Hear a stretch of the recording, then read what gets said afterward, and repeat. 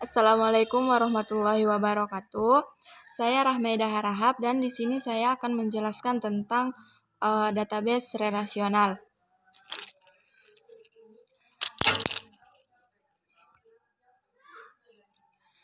Database relasional merupakan jenis database manajemen sistem atau DBMS yang terbaru, yang memberikan gambaran atau bagan skema yang menjelaskan tentang hubungan antar tabel bisa dilakukan di dalam sebuah database.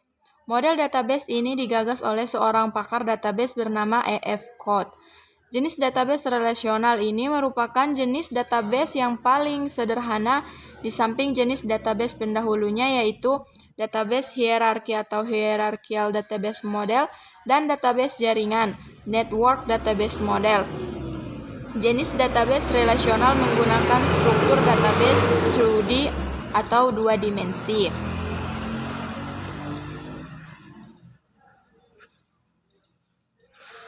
Bagaimana database bisa terhubung? Untuk membuat sistem basis data yang terpadu, kita perlu menghubungkan terlebih dahulu kedua tabel yang ingin kita dikoneksikan. Untuk setiap tabel yang terdapat field kunci atau primary key. Primary key ini dikoneksikan pada tabel kedua sehingga di tabel kedua ini menjadi foreign key. Dengan relational database ini kita cukup menghubungkan kedua tabel yang ada melalui foreign key. Konsep RDBMS. Ilmu yang mempelajari tentang konsep database relasional disebut database relational system. Database relational system merupakan konsep yang muncul setelah adanya konsep database pendahulunya, yaitu network database dan hierarchical database. Dalam jenis database relasional ini, ada penggambaran yang jelas tentang hubungan suatu tabel dengan tabel yang lain bisa dilakukan. Hubungan ini digambarkan dengan garis solid yang menghubungkan antara satu field name di tabel yang satu dengan satu field name di tabel yang lain. Misalnya field name KD pasien di tabel pasien dengan field name KD pasien di tabel diagnosa pasien, yang saling terhubung karena adanya kesamaan nama fungsi dan entitas dari objek yang dimaksud. Dengan demikian, sebuah database relasional ini dirancang untuk memiliki keterkaitan antar kabelnya, menyesuaikan dengan program atau analisa sistem yang dirancang.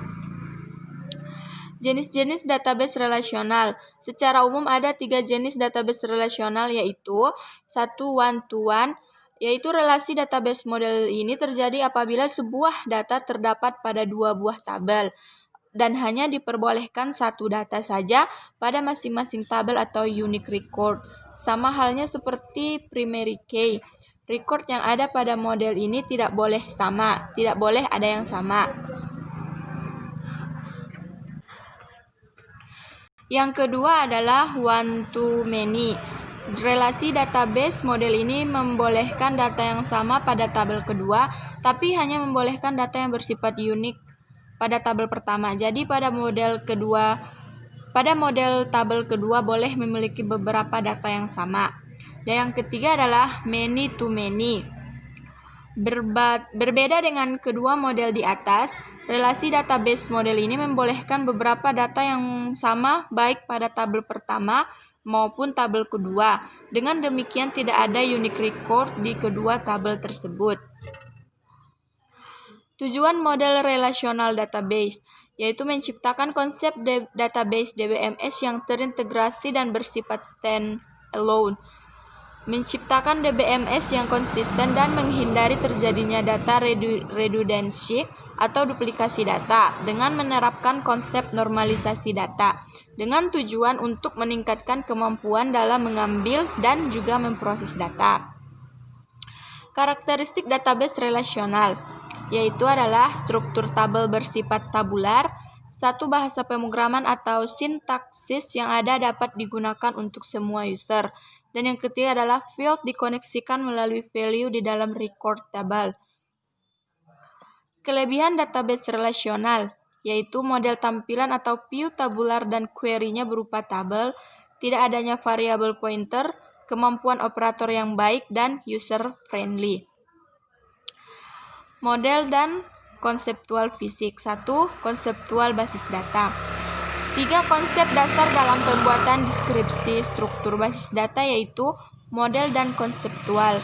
Model data fisikal dan model view. Konseptual data menyajikan konsep tentang bagaimana user basis data memandang atau memperlakukan data. Konseptual merupakan level tinggi, high level yang dekat dengan user. Di dalam konseptual data menjelaskan beberapa hal yaitu entitas, atribut, key, dan relasi antar entitas. Yang pertama adalah entity atau entitas. Entitas entitas adalah objek yang mewakili sesuatu dalam dunia nyata dan dapat dibedakan antara satu dengan yang lainnya atau unik. Setiap entitas memiliki beberapa atribut yang mendeskripsikan karakteristik dari objek.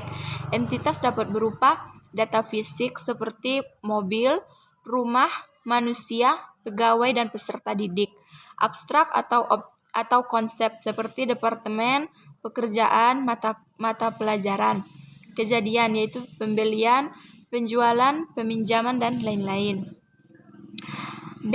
Atribut. Atribut merupakan karakteristik dari entitas atau relationship yang menyediakan penjelasan detail tentang entitas atau relationship. Dalam penerapannya atau level fisik, atribut merupakan field atau kolom dari sebuah tabel. Misalnya, entitas mahasiswa memiliki atribut nama, alamat, NIM. Berdasarkan karakteristik sifatnya, atribut dapat dikelompokkan menjadi 1. Simple attribute dan composite attribute. 2. Single valued attribute dan multi valued attribute. Yang ketiga, mandatory attribute. Yang keempat, derived attribute atau atribut turunan, dan key attribute. Yang pertama adalah simple attribute atau automatic attribute adalah atribut terkecil yang tidak bisa dipilih lagi. Suatu atribut yang tidak dapat dibagi-bagi menjadi atribut yang lebih kecil. Contohnya adalah atribut jenis kelamin pada entitas pegawai. Gambar composite attribute adalah atribut yang dapat dibagi menjadi atribut yang lebih kecil. Atribut ini dapat diartikan atribut atomik yang menggambarkan atribut dasar dengan suatu arti tertentu. Contohnya, atribut nama pada entitas pegawai dapat dipecah menjadi atribut nama depan, inisial, dan nama belakang. Yang ketiga adalah single value attribute adalah suatu atribut yang hanya mempunyai satu nilai. Misalnya atribut nama depan pada entitas pegawai. Nama depan seorang pegawai selalu bernilai satu nilai, tidak mungkin lebih dari satu. Multi-value attribute adalah atribut yang dapat memiliki lebih dari satu nilai yang jenisnya sama dari sebuah data tunggal. Misalnya atribut lokasi pada entitas departemen dapat berisi 2 nilai atau lebih, seperti Surabaya atau Jakarta. Derived atribut atau atribut turunan adalah atribut yang nilai-nilainya diperoleh dari pengolahan atau dapat diturunkan dari atribut atau tabel lain yang berhubungan. Misalnya atribut jumlah pegawai pada entitas departemen. Yang C, key attribute. Key adalah merupakan suatu atribut yang menandakan kunci dari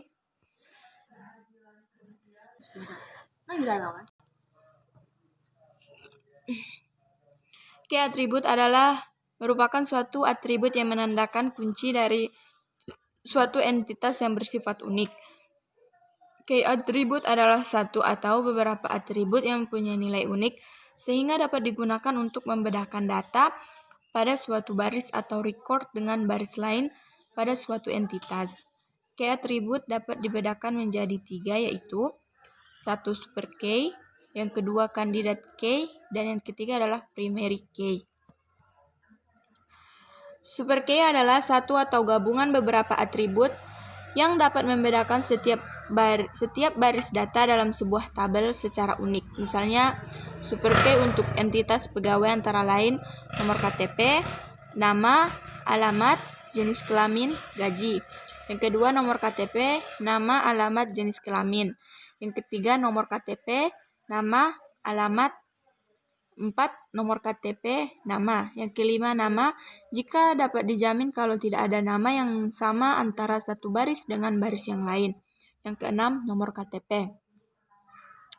Kandidat K adalah merupakan super K yang jumlah atributnya paling sedikit. Misalnya kandidat K untuk entitas pegawai antara lain nama jika dapat dijamin kalau tidak ada nama yang sama antara satu baris dengan baris yang lain. Nomor KTP.